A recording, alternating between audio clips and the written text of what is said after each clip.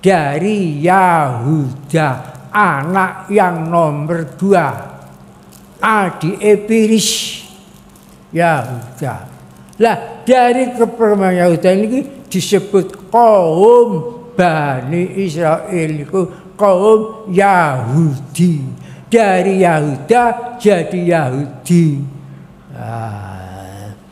Dan itu merubah kitab Taurat ini, perjanjian lama, dirubah-rubah. Kalau dulu, namanya Habsyi. Habsyi itu negara Ethiopia. Itu Kristennya Kristen Ortodok.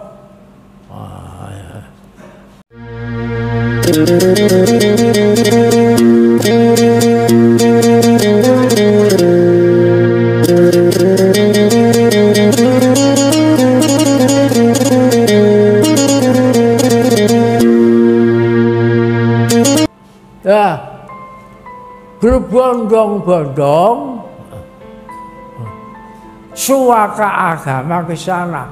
Baca kitab Sirah Ibnu Hisham jilid 1. Itu sana kemudian 2 gelombang, termasuk yang ikut suaka itu putrinya Nabi Muhammad sendiri dengan suaminya yaitu Sayyidina Utsman. Nah, setelah di sana dan papanya Ja'far Shadiq, setelah di sana, itu tokoh-tokoh kafir Mekah itu mengumpulkan sogoan, dibawa ke negara Habsyi. Sudah jatuh, dipilih orang yang pandai diplomasi ke sana. Di antara waktu itu Amr bin As belum masuk Islam. Kekabat Amr bin As dikirim sana. Di sana itu, jadi diatur sudah di Mekah itu. Itu nanti suap ini. Pertama yang harus disuap diselidiki Raja Ashama. Itu. Kalau sudah ini diterima suapan ini, baru ini khusus kepada raja. Supaya orang-orang yang hijrah ke sini diizinkan kembali ke Mekah, akan diadili. Itu skenarionya. Setelah sampai ke sana, karena itu melalui Tel Aqaba nyabrang laut sampai minta suaka agama ke negara itu. Sampai ke sana sudah, raja yang adil itu, ini propagandanya dengan pengikut sekelilingnya itu. Jawabnya, ini kan saya belum ngecek sendiri kepada orang-orang yang sini. Ini kan kamu yang berkata. Begitu aja. Kemudian dicek satu persatu siapa dari juru bahasanya, yaitu Ja'far Shadiq, pamannya kan Nabi. Diceritakan begini. Kaget sampai tekan digedruk. Ini tidak bisa, gak diminta kembali. Ini dari perlindungan negara. Jadi bukan perlindungan Ashama, negara. Jadi kalau memaksa minta orang-orang ini kembali kepada mereka, lawan negara. Begitulah. Itu organisasi negara Kristen Ortodok. Sampai begitu. Itu toleransi umat beragama, minta suaka agama. Jadi pertama contoh toleransi umat beragama menurut Islam itu yang menjadi contoh itu Kristen Ortodok. Sabdanya Rasulullah, lau kharajtum ila ardil habasyah, lau kharajtum. Akhirnya utusan-utusan balik pun bawa ini suap kembali. Saya tidak membutuhkan. Begitu telah toleransinya, toleransi umat beragama, bukan toleransi agama. Jangan salah. Dalam Al-Quran begitu. Kalau toleransi umat beragama, lakum dinukum waliyadin. Kalau masalah prinsip, la a'budu mata buduna, wala antum a'budu nama a'bud. Ini masalah prinsip. Kata masalah toleransi, lakum dinukum waliyadin. Dan semua agama ini pengikutnya membutuhkan agama sehat dan harmonis. Makanya waktu saya bicara kepada di hadapan para pendeta Kristen, Ortodok, Protestan, pendeta Hindu, pendeta Buddha, saya sampaikan semua agama yang ada di Indonesia ini pengikutnya ingin supaya sehat. Nah, kalau ingin sehat harus megang ajaran agamanya masing-masing. Yang prinsip agama masing-masing harus dipegang teguh. Kristen megang prinsip ajarannya, Hindu megang prinsip agama Hindu, Buddha megang. Kalau tidak dipegang ini tidak sehat. Ya, sepakat. Nah, kemudian tidak cukup sehat saja, tapi harus kehidupan beragama yang harmonis. Jadi sehat dan harmonis, harmonis dan sehat. Nah, supaya harmonis harus toleransi umat beragama. Sepakat. Jadi sehat, ya harmonis, ya sehat. Maka selama ini saya tidak pernah menggunakan alasan pertentangan, perbedaan. Itu saja. Seperti perbedaan ini badan sak kujur ini kata Rasulullah. Gambar misalnya. Mata beda karo kuping beda. Tapi semuanya ini tunggal. Bhinneka Tunggal Ika. Ini lambang negara kita. Ini dalam hadis. Bhinneka Tunggal Ika. Maka saya berdirikan organisasi persaudaraan cinta tanah air Indonesia yang dijiwai manunggalnya iman dan kemanusiaan. Jadi saya yang memarkasal itu.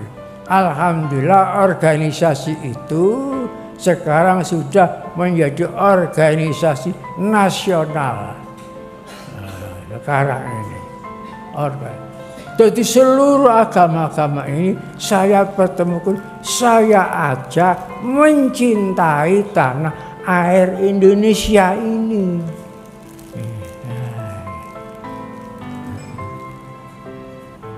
Jadi entah saya lupa berapa tahun sudah usianya organisasi persaudaraan cinta tanah air. Dan yang mendeklarasikan itu saya di Gedung Agung Mojopahit. Dan yang melantik itu Saya lantik itu di Surabaya di Gedung Pemuda. Waktu itu saya masih bisa jalan. Nah, sekarang ini masih di kursi roda. Sudah 5 tahun lebih saya hanya di kursi roda. Tapi kalau mengenai cinta tanah air, semangat saya semangat muda. Walaupun usia saya 95 tahun. Alhamdulillah. Jadi sisa usia saya ini saya persembahkan kepada cinta tanah air Indonesia yang sejati, bukan cinta epok-epokan, bukan cinta palsu, bukan cinta rekayasa, tapi cintanya sejati. Jadi semua murid siddiqin wajib cinta tanah air Indonesia, wajib taat kepada negara Republik Indonesia, wajib cinta kepada kemerdekaan bangsa Indonesia. Ingat ya, kemerdekaan bangsa, bukan kemerdekaan Republik. Nah, ingat, jangan sampai keliru. 17 Agustus itu belum ada republik, belum ada negara. Yang dijajah itu bangsa. Pernah dijajah bangsa Portugis, dijajah bangsa Inggris, dijajah Perancis, dijajah Belanda, dijajah Jepang. Itu semua yang dijajah itu bangsa, bukan republik. Makanya teks kemerdekaan itu kami bangsa Indonesia, bukan kami republik. Kemerdekaan ini atas nama bangsa Indonesia, bukan atas nama republik. Soekarno-Hatta atas nama bangsa. Jadi kemerdekaan bangsa Indonesia, bukan kemerdekaan republik. Jadi kalau ada tulisan, saya pernah ke Jakarta melihat di sana tuh di Taman Mini ada tulisan itu, dan ada tulisan itu di masjid apa waktu, dirgahayulah kemerdekaan Republik Indonesia tanggal 17 Agustus. Saya baca innalillahi wa inna ilaihi raji'un. Ini kekeliruan yang besar, kekeliruan yang besar. Jadi sampai negara, kalau yang merdeka itu republik, kapan bangsa Indonesia merdeka? Sampai sekarang belum merdeka. Karena yang merdeka republik. Republik itu kan bentuk negara. Bentuk negara. Dan ini kata-kata ini menjatuhkan martabat bangsa Indonesia. Bangsa Indonesia ini sudah merdeka sampai 70 tahun lebih ini. Loh, kalau Republik Indonesia yang merdeka, sampai sekarang bangsa Indonesia belum merdeka. Yang merdeka Republik. Lah ini salah, tidak ada sumbernya, tidak ada dalilnya, tidak ada referensinya. Ini jadi warga Siddiqiyah khususnya harus paham, teman, kepada negara kita ini. Pernah saya mendatangi hall di Semarang, yang nyambut itu Pak Camat pas masalah 17 Agustus. Sambutannya yaitu tanggal 17 Agustus 45 kemerdekaan Republik. Pak Camat Mudin Kota Koni, enten sumbernya Pak. bingung. Hanya gak ono kok. Gak ono. Lah ini anu niki perintah dari atasan. Atasan itu pundi?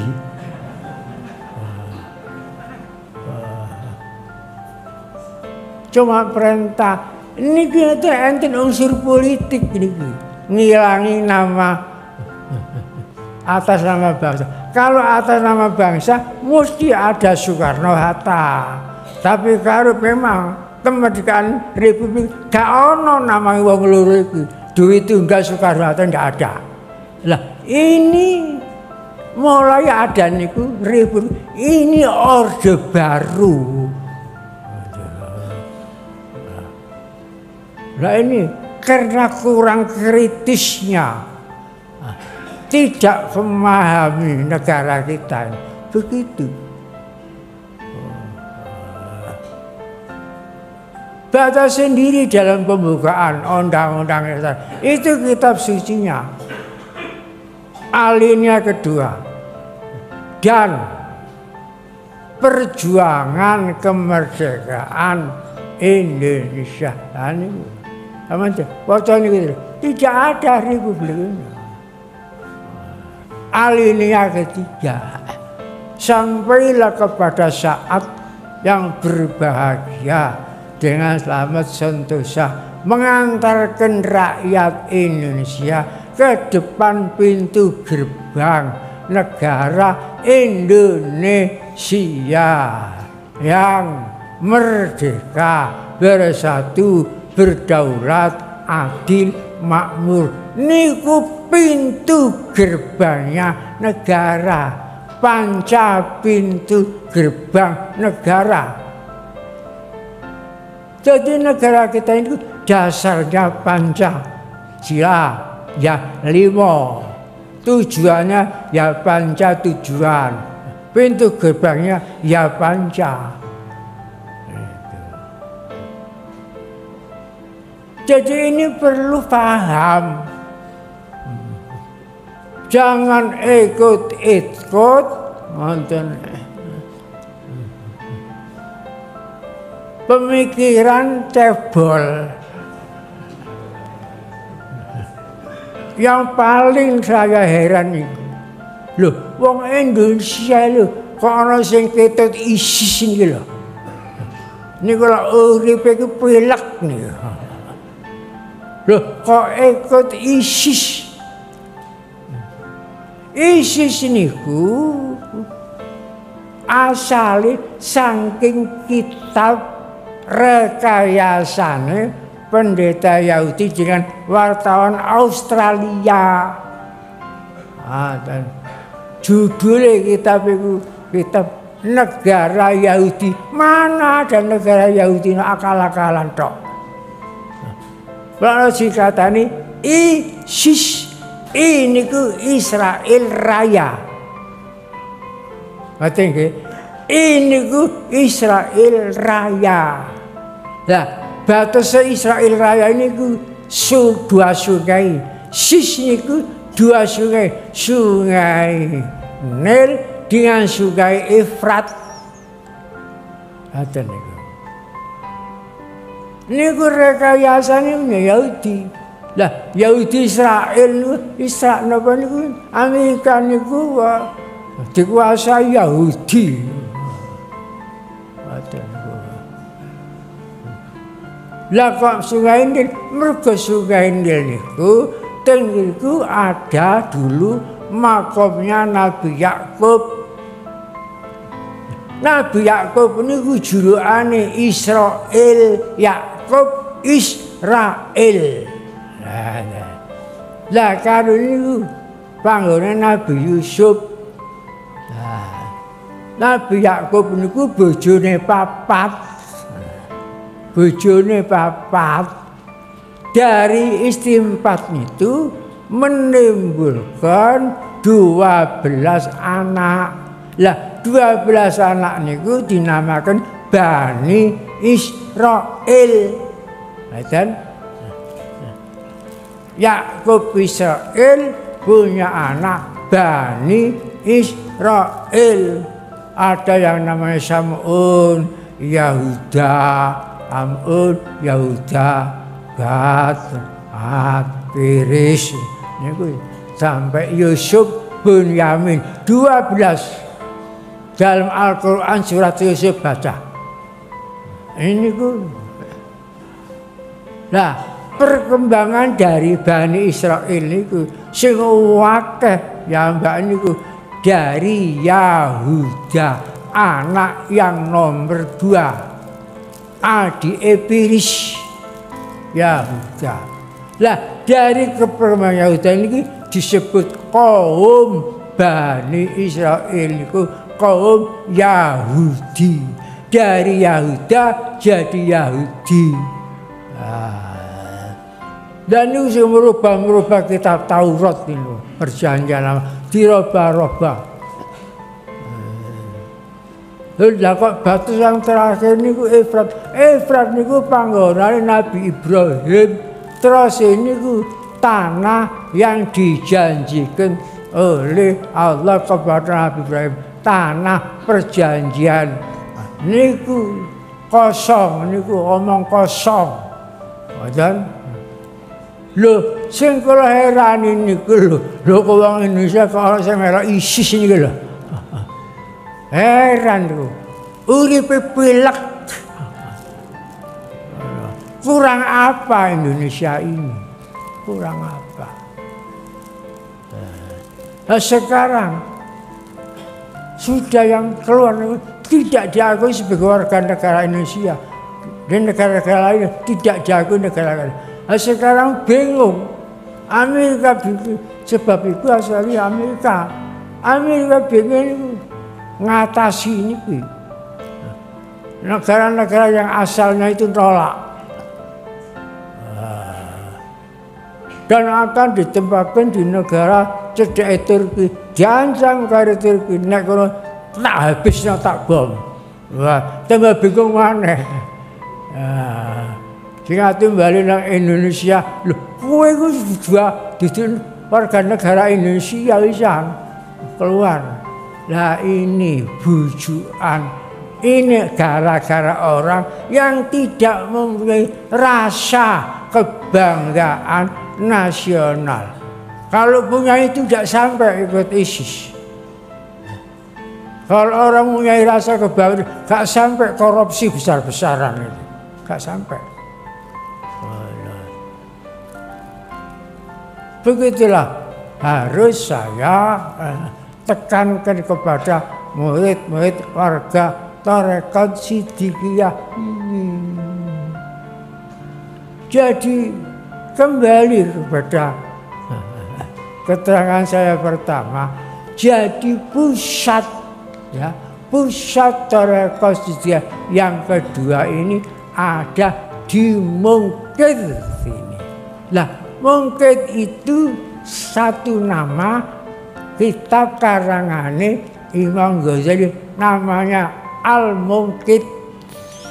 Nah, yang dua ada di Losari Ploso Jombang. Itu yang pertama. Jadi yang kedua di sini. Ya.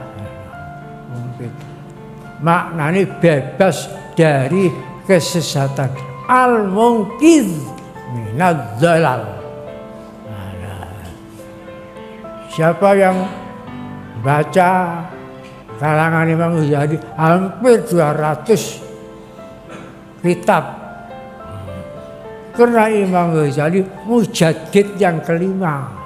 Di antara nama kitabnya Al-Mungkid. Nah, makanya Mungkid Borobudur itu manunggal. Kalimatnya Mungkid maknanya kita jasadil makna jadi Borobudur. Jadi filsafatnya tinggi. Itu filsafatnya sangkan paran dumadi atau filsafatnya inna lillahi wa inna ilaihi raji'un. 5 kalimat. Inna lillahi wa inna ilaihi raji'un. Lah ini ditimbulkan dari situ oleh Rangga Warsita, ilmu lepas sangkan paran dumadi. Ilmu lepas sangkan paran dumadi. Saya ini dari mana? Dilepaskan dari mana? Dan saya ini akan kembali kemana? Nah, ini ilmu lepas sangkan berarti. Ilmu niku persis yang digambarkan di Borobudur Jaya. Loh, apa gak bahagia? Apa gak